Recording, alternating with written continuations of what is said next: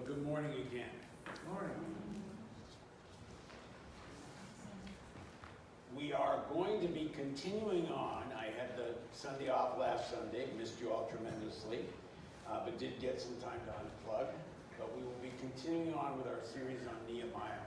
One of the things that's really interesting to me about Nehemiah is how much Nehemiah speaks to the world that we're in now. Starting back up again for the second semester that I'm in seminary, and the class I'm taking this time is an Old Testament survey class. And there's a discussion board. And on the discussion board, I mentioned that we were going through a series on Nehemiah. And it was really interesting to see these people talking about from churches all over the country, and in some senses all over the world, talking about, well, you know, we're going through a series on Nehemiah. I just felt like the Lord was leading us to go through a series on Nehemiah. And I think it's because Nehemiah is a book and is a message that is very appropriate for this time. Because what you see Nehemiah going through is exactly what is being faced by many leaders or people of influence in our world today. Are they going to succumb to culture? Are they going to kind of give in to everything that's going on? And the question is, how are we going to respond? What are we going to do? So let's pray together. Lord, I just thank you for today. I thank you for our church family. I thank you for your word. I thank you for the message that you have for us today in the book of Nehemiah. And Lord, I'm asking you, Lord, to help me to stay out of your way and to deliver the message that you have for us, to be true to that message and faithful to that message that you have for us. And I just pray these things in your name, Lord Jesus. Amen. I've entitled the message today, Nobody's Fool. I almost entitled it, Ain't Nobody's Fool. Because that's really how I would say it. And that may be how it shows up on YouTube. I don't know. But ain't nobody's fool. And Nehemiah ain't nobody's fool.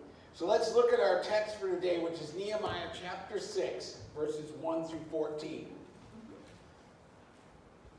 Now when Sanballat and Tobiah and Geshem the Arab and the rest of our enemies heard that I had built the wall and that there was no breach left in it, although up to that time I had not set up the doors and the gates, Sanballat and Geshem sent to me, saying, "Come and let us meet together at Tacoma in the plain of Ono." But they intended to do me harm. And I sent messengers to them, saying, "I am doing a great work, and I cannot come down. Why should the work stop while I leave it and come down to you?" And they sent to me 4 times in this way, and I answered them in the same manner. In the same way, Sanballat, for the 5th time, sent his servant to me with an open letter in his hand. That term, open letter, is going to play some significance. Because in this day and this time that we're talking about, when a letter is referred to as an open letter, it meant it was okay for everybody carrying that letter from Samaria to Jerusalem to open it up and read it. There's a point to that. There's a point for Sanballat doing it that way. He wants the gossip to start. In it is written, "It is reported among the nations," and Geshem also says it, "that you and the Jews intend to rebel. That is why you are building the wall. And according to these reports, you wish to become their king. And you have also set up prophets to proclaim concerning you in Jerusalem, there is a king in Judah. And now the king will hear of these reports. So now come, and let us take counsel together." Then I sent to him, saying, "No such things as you say have been done, for you are inventing them out of your own mind. For they all wanted to frighten us, thinking their hands will drop from the work and it will not be done. But now, O God, strengthen my hands."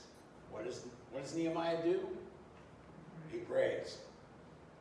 Now when I went into the house of Shemaiah, the son of Deliah, son of Methababel, who was confined in his home, he said, "Let us meet together in the house of God within the temple.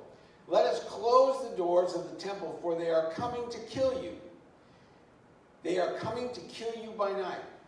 But I said, "Should such a man as I run away, and what man such as I could go into the temple and live?"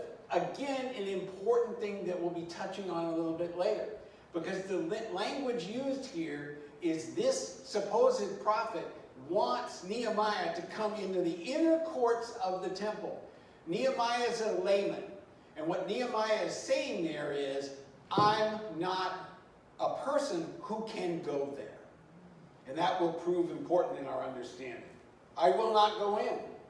And I understood and saw that God had not sent him, but he had pronounced the prophecy against me because Tobiah and Sanballat had hired him. For this purpose he was hired, that I should be afraid and act in this way and sin.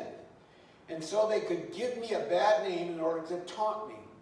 Remember Tobiah and Sanballat, O my God, according to these things that they did, and also the prophetess Noadiah and the rest of the prophets who wanted to make me afraid.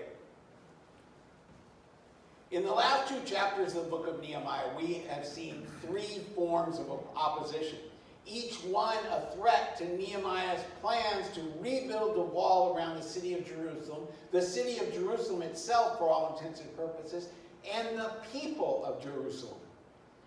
The first 2 forms of opposition were external. They came from the outside.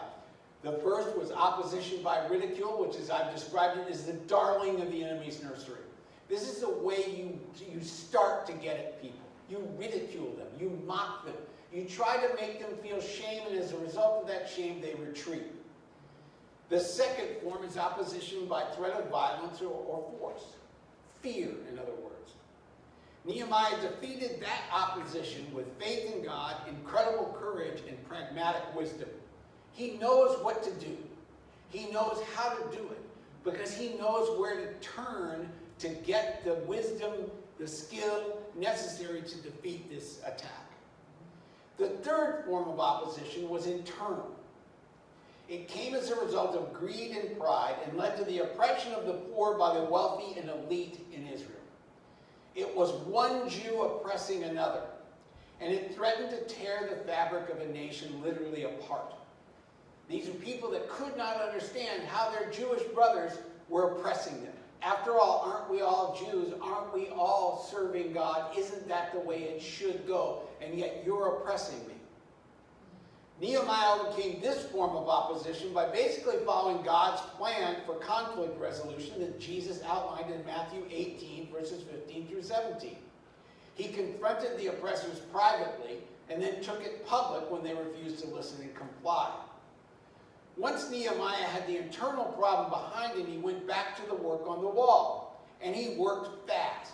In short order, the entire wall was built to the desired height. Only the gates remained to be completed. But opposition never dies easily, particularly when so much is at stake. And Nehemiah's enemies are not ready to run up the white flag yet. He is still under their skin. And in this chapter, we will see the final phase to the opposition unfold. They will come at Nehemiah, and they will come at Nehemiah personally. And up to this point, we haven't really seen that. It's been more kind of a big picture, 30,000 foot, this is how we're coming at you as a people. Now, the opposition is going to be aimed at Nehemiah very directly and very personally. And it will be in 3 forms: deceit, innuendo, and subterfuge. Cyril Barber wrote, when Sanballat and his co-conspirators realized that they had been outmaneuvered, outgeneraled, and outwitted by Nehemiah, they decide to attack him personally. Their wounded pride will not be appeased until Nehemiah has been humiliated. It's an age-old strategy. Attack the leader, and if he falls, the rest will fall right along with him. But attacking the leader is rarely, if ever, successful if it happens right from jump. And we didn't see it happen right from the beginning in this instance. If the leader is a good leader and an effective leader, at least at the outset, what you're attacking is the strongest link in the chain.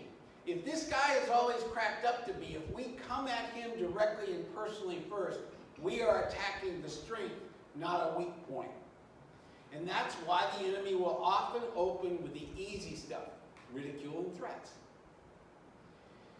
And it is that point that a move against the leader can be effective, because what happens after ridicule and threats, and what happens naturally in a situation like this, is over time the leader gets worn down.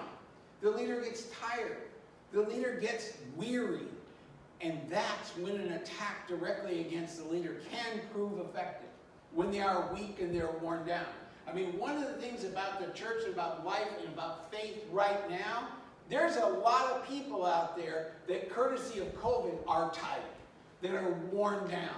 I've talked with some young pastors who I deeply like, and one of the things that they have said is, we've been running on adrenaline for 18 months and our adrenals are exhausted. The answer is, okay, it's time to unplug, do some self-care, and realize that you're at a weak point. And this is when the enemy will attack you. And he will use any number of vehicles to do it, to tear apart the fabric of the church writ large and individual churches. And that's what we have to be ready for. The spineless and the weak don't like the strong. And they will go to great lengths, including manipulation, to try to get their way. And every time it is an attack from the enemy.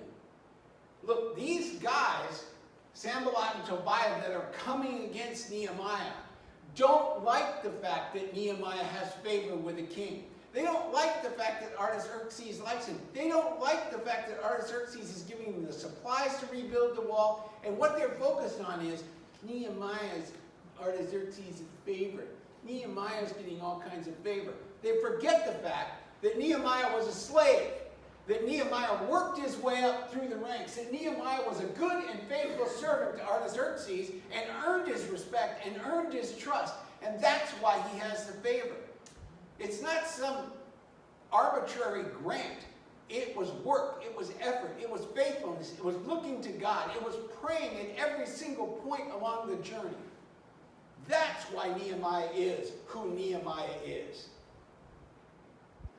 But Nehemiah did not succumb to these new forms of attack. He won't back down. And when we see how he did it, we will see additional leadership qualities in Nehemiah. So let's look at the first 4 verses and what we'll be looking at in terms of opposition by deceit. Now when Sanballat and Tobiah and Geshem the Arab and the rest of our enemies heard that I had built the wall and that there was no breach left in it, although up to that time I had not set the doors and the gates, Sanballat and Geshem sent to me, saying, "Come, let us meet together at Hakaphirim in the plain of Ono." But they intended to do me harm. And I sent messengers to them, saying, "I am doing a great work, and I cannot come down. Why should the work stop while I leave it and come down to you?" And they sent to me 4 times in this way, and I answered them in the same manner. Now, it sounds a little bit like Nehemiah's kind of arrogant there. I'm doing this great work. Why should I stop? But what Nehemiah is doing is responding very carefully to a situation. Each of the 3 forms of external opposition that we will be talking today are marked by one thing. They're very subtle. In other words, they are not what they initially appear to be. It's particularly true with this first deceitful approach. The offer of a meeting was subtle, and therefore, based on its subtlety, was dangerous. If they had offered a meeting earlier, there is no way that Nehemiah would even consider it. He would not have stopped the work. But now the wall is pretty much done. The only thing left to do is to set the gates in place. They're done. Almost. It almost seems that what's going on here is like a political concession speech. Look, Nehemiah, we all know we opposed you. Rebuilding the wall didn't benefit us. In fact, it hurt us. We all know that. But you overcame our opposition, so there is no purpose in us continuing to oppose you. We may not like it, but you are the governor of Jerusalem. We are the governors of other provinces. We need to get along. So let's be pals. Let's get together for a group hug and iron things out. How about we meet on the plain of Ono? And what you might think is, what's the problem with a little to get together to discuss things now that the job is done? but the job isn't done. And Nehemiah knows that full well. And it's when the job is almost done that the greatest danger lurks. I mean, Jim will tell you that when you're climbing a mountain, the statistics are very clear. The most dangerous time in any climb is on the way down. It's because everybody's done, the heavy lifting's over, we can put it on cruise, we don't need to worry, slip and fall, down you go. It's when you think the job is done or nearly done that the greatest danger lurks. Nehemiah knows that while only the gates remain, it's the gates that remain. And without the gates in place, everything's at risk. You can build the greatest wall, you can build the greatest church building, you can build the greatest program, you can have the greatest youth group, you can have all of that. But if you don't have the defenses in place, if your gates aren't in place, doesn't matter how strong and big and tough the walls are, the enemy can just pour right in through the open gates. Nehemiah gets it. He knows where these guys are coming from. He's hip to their tricks. Everything is at risk, and he knows it has to be completed. And look, I'm going to tell you something. And it's something for us and for the church as a whole. We need to be in prayer. We need to be in prayer. Look, God has things for us to do. And I think we're doing at least some of them. And that is the time. Do you think the enemy's happy that a little church in Tacoma is doing the things that we want to do? Do you think that he wants us to reach this community? Do you think he wants kids saved at VBS? Do you think he wants any of that to happen? Because if you do, you're wrong. Do you think he sees it as, well, it's a small church, so it's not a threat? No.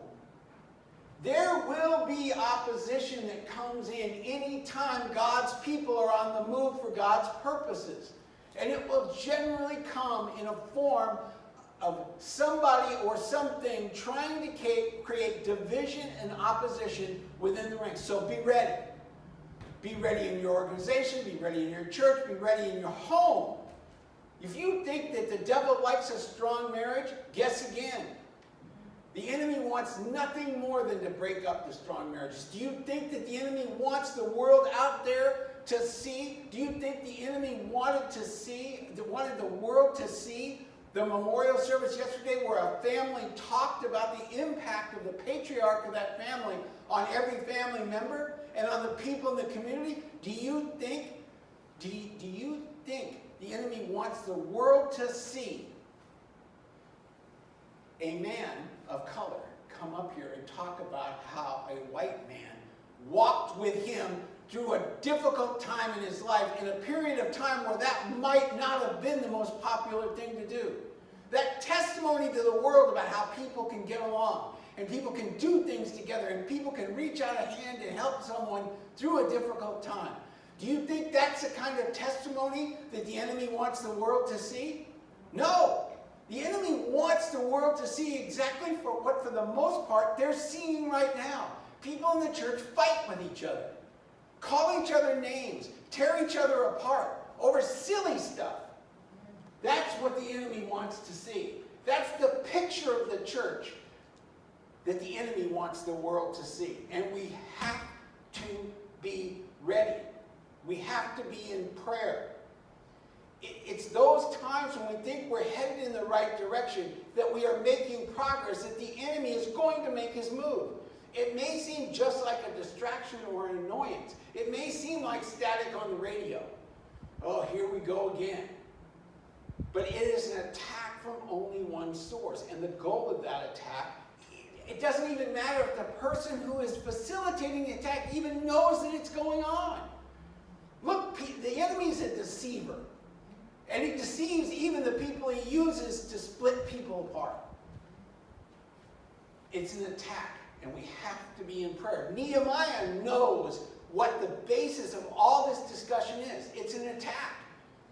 It's let your guard down, Nehemiah. You've done all this great work for God. You've built this wall. It's high, it's strong.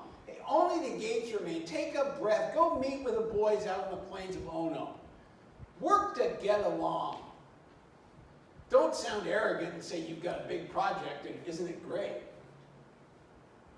Work to get along. Drop what you're doing. We see Nehemiah's incredibly focused response in verse 3. And I sent messengers to them saying, I am doing a great work and I cannot come down. Why should the work stop while I leave it and come down to you? And in verse 4, Nehemiah tells us that Sanballat and Geshem sent the same message 4 times. I mean, this is like the child in the grocery store aisle. I want the chocolate Cocoa Puffs. No. I want the chocolate Cocoa Puffs. No. I want the chocolate Cocoa Puffs. No. I want the chocolate Cocoa Puffs. No. Until after about the 5th, all right, get the dang chocolate Cocoa Puffs and put them in the cart. Let's go. You know, that's the goal here with these guys. But every time he says the same thing. Nope. Now, a couple of things about leadership to notice here. A couple of things about Nehemiah's leadership to notice here. A leader has to be able to say no. And a whole bunch of people can't do that because they're far too concerned about how people will see them. Look, it's necessary sometimes to tell one person or groups of people no. And it may be for a little reason, or it may be for a big reason. We've had groups of people that are well-meaning that want to use this building, for example. And we have to tell them no. We don't want, as in Middle Eastern terminology, the camel's nose coming into the tent. I mean, it's just that simple. You know, a secret society isn't going to meet here at Hope Church. You know, I mean, those are the kinds of things. We can't let that into the building. This is God's house. He intends it to be used His way. That, it is. But leaders and groups of leaders have to be able to say no, regardless of how people may think about the answer no. And you may well have to keep saying no, because their request will be repeated, whether it's a child repeating what they want over and over, or somebody within an organization, or an enemy is hoping you will wear down, wear out, and relent. You may face the tough situation of saying to a good friend, no, in order to continue following God's plan. And to do otherwise is simply compromise. Look, there's people I don't want to say no to.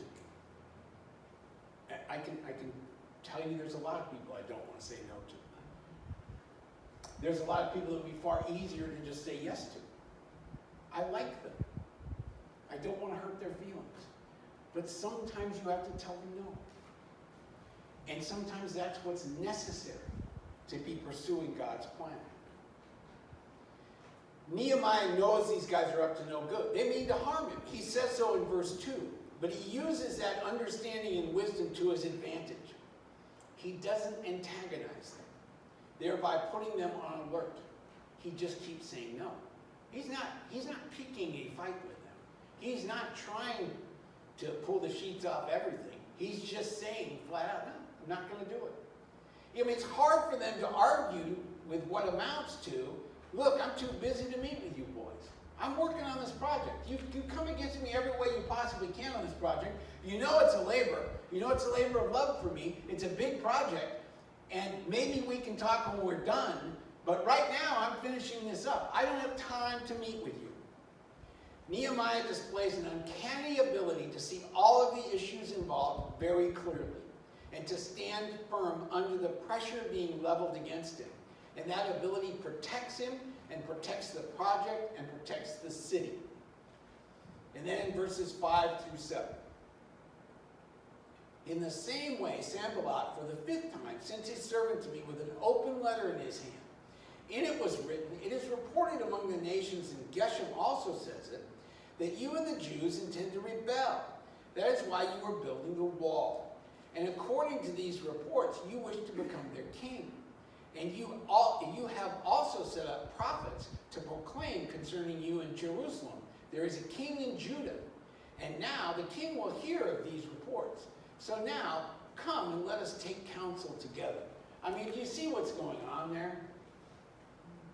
There's all these things that people are saying about you, Nehemiah, and all I want to do is just clear the air. I just want to make sure the king really understands what you are really all about. I mean, these people are saying that you're rebelling, that you're building the wall because you want to set up your own kingdom. You want to be Big Bank Hank. You want to be the big baller in the holler. You want to be all of these wonderful things. And I don't want Artaxerxes to come away with that. I mean, please. They are playing what they think is hardball. It's innuendo. It's really a rehash of the same charge they made in chapter 2, verse 19. What is this thing you are doing? Are you rebelling against the king? You got to remember, when we started this series, we looked back at a letter that was sent to Artaxerxes by these guys.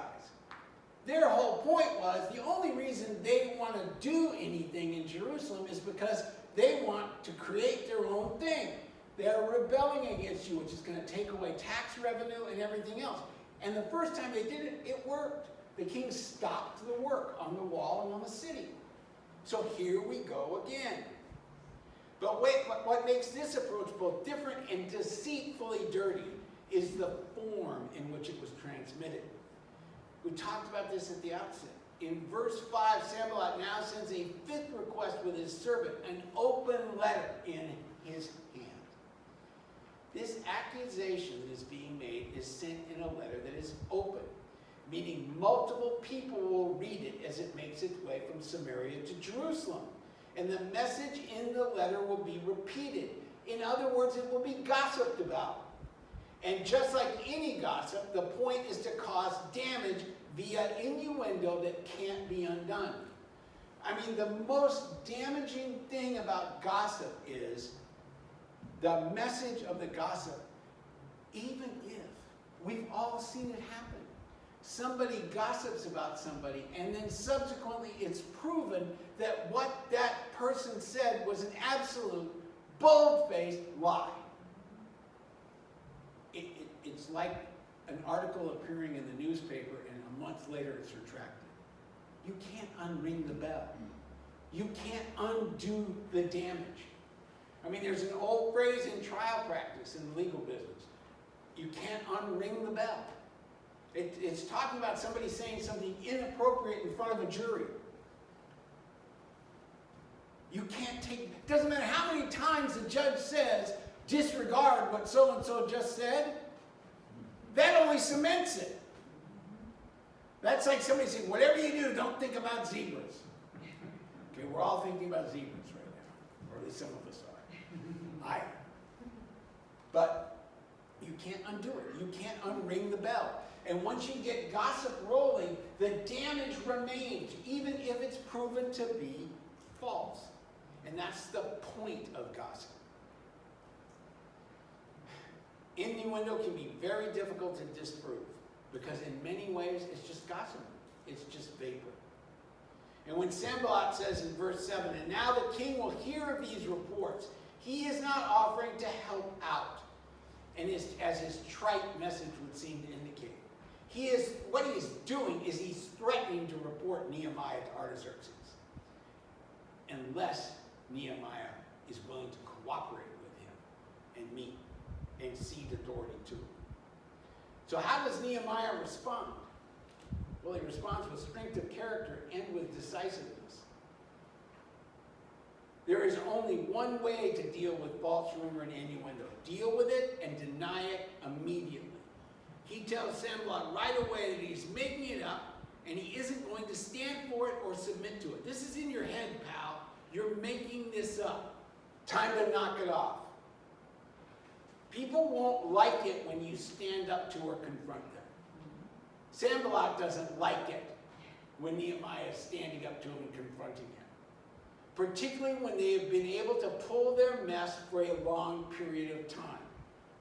I've been in the position, as many as you have been, when you have to confront a situation that nobody's wants to confront, that nobody wants to deal with. It's hard. It's tough. Nehemiah is confronting the situation head on. It's mess, okay? It's mess. It's not going to continue on. You need to stop it. I'm not succumbing to it. So sad, too bad. And he defeats Sanballat handily in that way. And what that kind of opposition really gets you more than anything else is a temper tantrum. There'll be an effort to use rumor. That's what Sanballat and these guys are doing. Gossip or innuendo. But you have to be willing to call it out for what it is. But Nehemiah did something else as well here. Something he always does. We see it in verse 9. But now, O God, strengthen my hands. Nehemiah knows, look, he, not arrogantly, but he knows he's gifted. He knows that he has these skills, but he knows where they come from. He knows it's not him personally. He knows it's God who's gifted him in this way. That's the fruit of who he is because of God. So he does what he always does. He says, God, strengthen my hands. Help me to respond to this the way you want me to respond to it, God, not the way I might want to respond to it. We've seen, look, and we'll see it again at the end of our text for today. We've seen them. Hey, Sanballat, talk to the hand, pal. I don't want to hear your mess anymore. Yeah. God, I'm talking. He's not talking to Sanballat. He's talking to God about Sanballat. He may be saying, get him. He may be wanting lightning bolts to fall. He may want some festering boils for Sanballat. But he knows who's in charge, and he knows where he has to turn. Nehemiah has an inner strength that all of us need to emulate. He has done everything he can. Yes, he has. But he knows whose fight it ultimately is. It's God's. And it is from God that Nehemiah gets that inner strength. And it should be the source of our strength as well. We are not good enough, smart enough, and people like us. That's not where it works. That's not how it works. It's God that gives us the strength we need. And then we see the third and final one, verses 10 through 14, opposition through subterfuge. Now when I went into the house of Shemaiah, the son of Deliah, and the son of Methalabel, who was confined to his home, he said, let us meet together in the house of God within the temple. Let us close the doors of the temple, for they are coming to kill you. They are coming to kill you by night. But I said, should such a man as I run away? And what man such as I could go into the temple and live? I will not go in. And I understood and saw that God had not sent him, but he had pronounced the prophecy against me because Tobiah and Sanballat had hired him. For this purpose he was hired, that I should be afraid and act in this way and sin. And so they could give me a bad name in order to taunt me. Remember Tobiah and Sanballat, oh my God, according to these things that they did. And also the prophetess Noadiah and the rest of the prophets who wanted to make me afraid. The final form of opposition, and it arrives, interestingly enough, in the form of a man who claims to be a man of God. Shemaiah is considered to be a prophet by the locals, and he is confined to his home, although we are not told why he's confined to his home. I will suggest to you that while it could have been because of illness or part of some vow, I think it's part of a game this guy's playing. I think he wants to create the illusion that this is really, really dangerous. And everybody's out to get us, Nehemiah. We're men of God, and people are out to get us. And so I'm confined in my house because I can't dare go out. He stays locked away because he wants the world around him to think he's deathly afraid. And the reason he's deathly afraid, at least the impression he wants to create, is because he's a man of God. But regardless of the reason that he's housebound, the real reason is to try to trick Nehemiah and to discredit him. Nehemiah accepts the invitation to go to his home, and immediately this prophet goes to work. One of the problems with our English translations of Scripture is that we can miss some meaning, subtle and otherwise, because of the problems in translation. Things don't go across smoothly or precisely. And this is one of those places. Because in Hebrew, there's a couple of things going on here. First off, this warning is really in the form of what's called an oracle. That's how this prophet is putting it. He's basically phrasing it as if it's an oracle. In other words, it's a direct message from God. God's words are coming out my mouth. This is not some scared rabbit human talking to you, boy. This is God talking to you. So don't worry about me or the impression you may have of me. This is God talking to you. It's a direct revelation of God from me to you. Shemaiah is trying to tempt Nehemiah to do two things here as part of his plan. First, he wants Nehemiah to put himself and his safety and well-being ahead of the work God had given him. He wants him to stop doing what he's doing because of personal concerns over his safety. He wants Nehemiah to be afraid and to let that fear control him. Second, he wants him to break God's law in order to save his life. This is what I was talking about earlier and it's one of the problems in translation, because when you get what we're going to talk about here, the rest of the text kind of flows, and you understand why it's so important and really what's going on here. When Shemaiah suggests that he and Nehemiah flee to the temple for safety, the term he is using means the holy place. He's not referring to just the temple itself. He's not saying, let's just go inside the front gate, slam it shut, and then we'll be safe. He's saying, let's go into the holy place. Let's go into the very center, the inner courts of the temple, the holiest of places. It's a pagan belief, not a Jewish one, that a person could be spared punishment of a crime by running to one of the nearby pagan temples.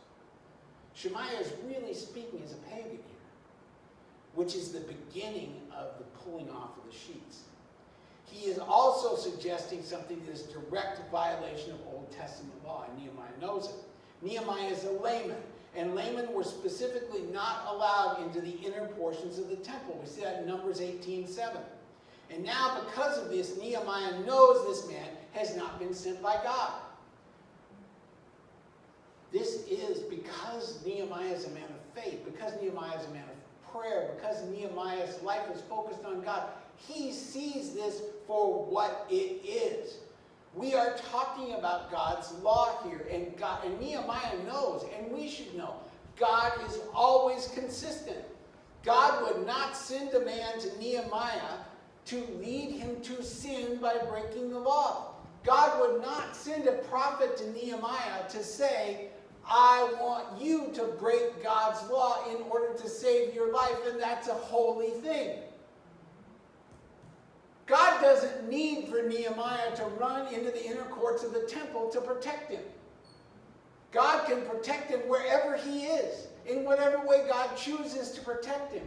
So what Nehemiah sees this prophet as doing is enticing him to abandon his mission, the project that God has given to him, and then to go one step further and to run in that fear into a place that would lead to a violation of God's law by going there. God is always consistent. Nehemiah knows that. And as a result, he knows that this man is a fraud. We would like to think that we can do as we please, sin willfully, and then God will somehow look the other way and change the rules for us. Think of how much trouble we could avoid if we just didn't go there. Cyril Barber wrote, Nehemiah triumphed not by breaking God's law to escape assassination, but by keeping it. I think there are a number of characteristics possessed by Nehemiah that both enable and define his incredible success as a leader. First and foremost, let's get to the most important one. Nehemiah is a man of prayer. He is a man who desires to be close to God in everything he does. He prays about everything all of the time. When Nehemiah faces hardship or opposition or oppression, he does not whine or complain. He prays, and then he soldiers on with the work that God has for him to do. Nehemiah sees everything that happens to him or through him in one way that's critically important. Nehemiah sees everything through a spiritual lens. He sees everything in his life through how God would have him respond to it. And he's not afraid to reach out to God at any moment, including in the middle of a conversation, and say, what do I say now? I mean, let's not forget the conversation with Artaxerxes. During the conversation, okay, I don't know how this is going to go. Tell me what to say. And that's how he deals with things. He's not afraid to look to God for wisdom, for guidance, for direction, for strength. Second, Nehemiah is a man with a very clear sense of calling and purpose. And he does not let anything get in the way of that. He knows what he knows. And he knows what God has for him and what God has for him to do. And he's not going to shirk that. Third, Nehemiah is very aware of who he is and how he's gifted. This isn't arrogance. And it's easy to see it that way. It's easy to see someone who understands their gifting and their calling. It's easy to look at them and see them as arrogant. It isn't arrogance, it's self-awareness. Now, I'm not saying that people who don't, well, I'm gifted in this way, and I'm called to do this. Isn't that spectacular? Yeah, you can certainly be arrogant. But when you look at a guy like Nehemiah, who knows what his gifting is and is laser focused on it, that's not arrogance, that's self-awareness. And Nehemiah knows that any gifting that he has is from God. And he would not have that gifting in the first place if it had not come from God. Nehemiah is faced with an incredible task, but he is not intimidated by that task because he knows that God and God alone has given him the skill set necessary for the task. Nehemiah knows that he will not be defeated because God is on his side. And fourth, Nehemiah is a man of incredible wisdom and discernment. And again, he knows where that wisdom and discernment comes from. Nehemiah sees what's going on as a chess game. Move, counter move. He's constantly asking God for wisdom in this process until they get to the point of checkmate. And he knows who got him to the point of checkmate, that it's God. Nehemiah knows every move his enemies are going to try to make, and he is able to counter them at every turn. And he does not let his frustration or anger control him. He knows what that will lead to. Look, we've seen flashes of Nehemiah's frustration. I mean, the talk to the hand thing, and we're going to see it, verse 14 here. It's, just remember them, okay? Okay, God, let's remember these dudes. Let's remember who they are and what they did. Could you do that for me, please? I mean, if you don't think that's a flash of frustration, guess again. This is a guy basically saying, look, these guys are doing me dirty. And I hope you remember it. I'm going to be good. I'm going to keep my eyes focused on you. But I hope you remember the mess they pulled. And fifth, Nehemiah is a man of tremendous courage. And we can't forget or minimize this one. Look, we have many examples throughout history of incredibly gifted people who failed miserably in tough times because they lacked courage. I've seen plenty of them in my life. People who are incredibly gifted, and gifted communicators, gifted administrators, gifted in whatever way they might be gifted. But they don't have the courage to carry it through because they want to please people, or they want to line their own pockets, or whatever it might be. Nehemiah is not that guy. Nehemiah has courage. And we need to remember something important. Courage is not about a lack of fear. Because there will be times when we are literally gripped with fear. What courage is about doing what God has called us to do, even when we are afraid, when we're anxious, or when we're offended. We can be gripped with fear and still have courage if we know that our God reigns. Verse 14 does provide an interesting conclusion. Remember Tobiah and Sanballat, oh my God, according to these things that they did. And also the prophetess Noadiah. and the rest of the prophets who wanted to make me afraid. But Nehemiah is a man. He has emotions like a man. He has feelings like a man. He has frustrations like a man. He knows who's in charge. And you might take this as weakness or a parting shot or succumbing to it. I don't see it as any of those ways. I just see it is, I see in some ways, not any direct revelation, I'm not attempting to add to Scripture, but I can just see God saying, look, Nehemiah, I know who they are. I know what they've done.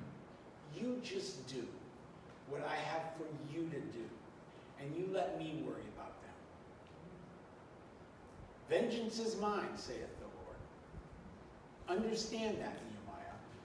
Don't let your feelings about them get in the way of you doing what I have for you to do. You worry about what I gave you to do, you let me worry about them. I understand. I mean, I've had many conversations with Rachel. It's just not fair.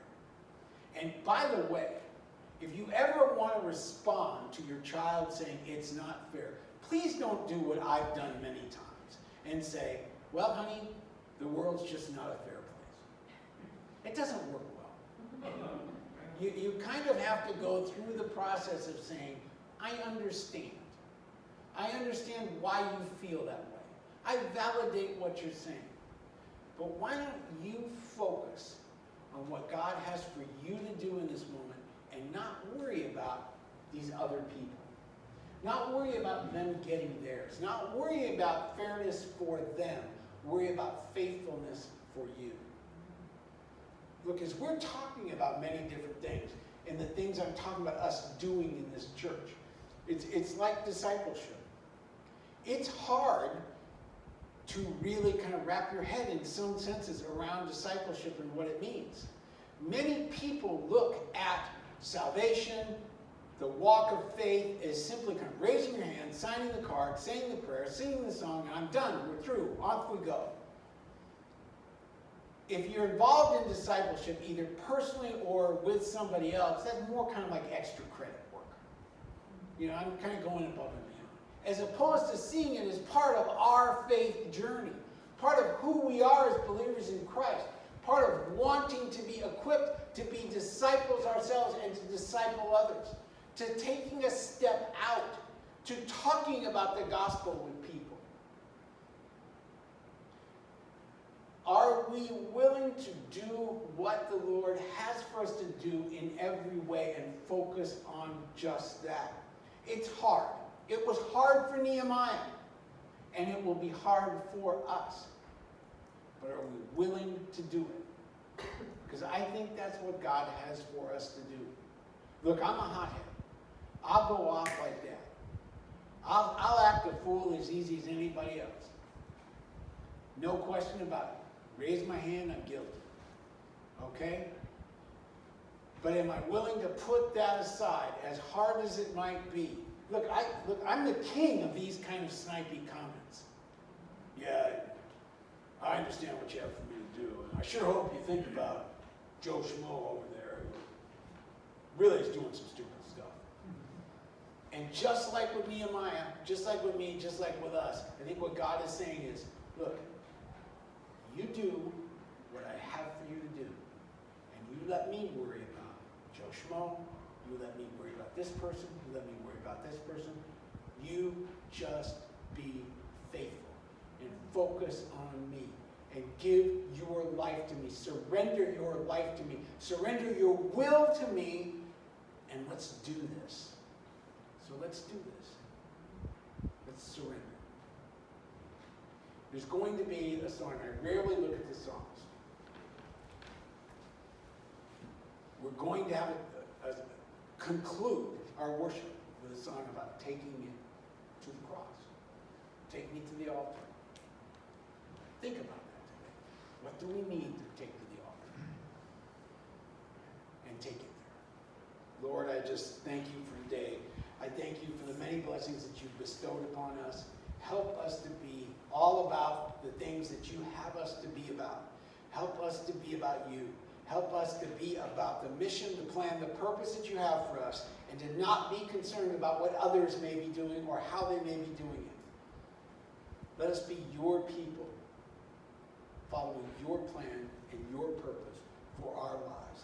And if there's anything we need to take to the cross, to lay at the altar, help us to do it today. And I just pray these things in your name, Lord Jesus. Amen.